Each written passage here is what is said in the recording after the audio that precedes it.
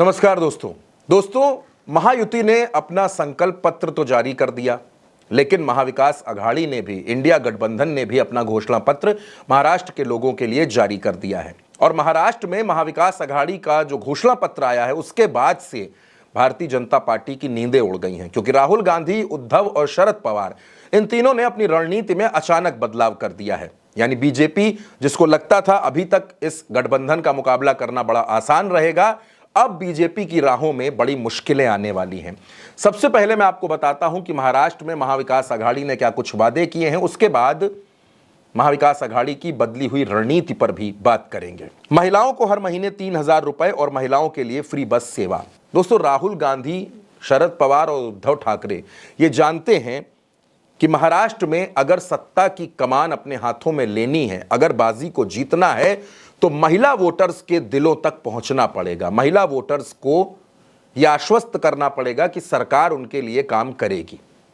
अब झारखंड में मुख्यमंत्री मैया सम्मान योजना चल रही है, महिलाओं के खातों में पैसा आ रहा है, तो अब महाराष्ट्र में भी इंडिया गठबंधन ने यह वादा किया है कि सरकार बनने पर महिलाओं के लिए हर महीने 3,000 रुपए और उनके लिए फ्री बस सेवा की सुविधा होगी। इसके साथ साथ कुटुंब रक्षा नाम का एक प्रोग्राम लॉन्च किया जाएगा, जिसके तहत 25 लाख रुपए तक स्वास्थ्य बीमा, मुफ्त दवा ये दिया जाएगा। 25 लाख तक का हेल्थ इंश्योरेंस और मुफ्त इलाज ये दिया जाएगा।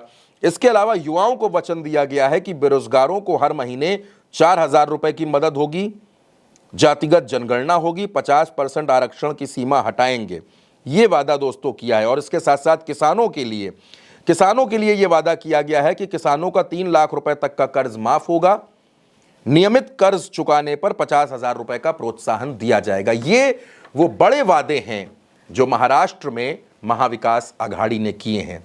और इसके साथ साथ महाराष्ट्र में अब संविधान का मुद्दा भी बड़ा होता जा रहा है। महाविकास अघाड़ी ने एक बार फिर संविधान का मुद्दा उठा दिया है और संविधान का मुद्दा इन दिनों महाराष्ट्र में चर्चाओं में है। जातिगत जनगणना का वादा किया है, यानी कि समानता का वादा, बेरोजगारों को मदद, महिलाओं की मदद, किसानों की मदद। महाराष्ट्र में एमवीए के सभी दल, सभी नेता ये जानते हैं कि महाराष्ट्र में किसान एक बड़ा मुद्दा है, बेरोजगारी एक बड़ा मुद्दा है।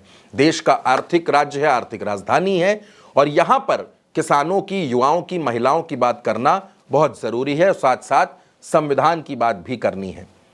अब एक तरफ महायुति में झगड़ा मचा हुआ है, एकनाथ शिंदे, फडणवीस, अजीत पवार आपस में बातचीत नहीं है, और दूसरी तरफ रणनीति बदलकर महाविकास अघाड़ी ने महायुति को और ज्यादा तनाव में डाल दिया है और ज्यादा चिंताओं में डाल दिया है। तो अब यह मुकाबला कैसे होगा, क्योंकि घोषणा पत्र के मामले में और एकजुटता के मामले में महाराष्ट्र में महाविकास अघाड़ी ने महायुति को पीछे कर दिया है।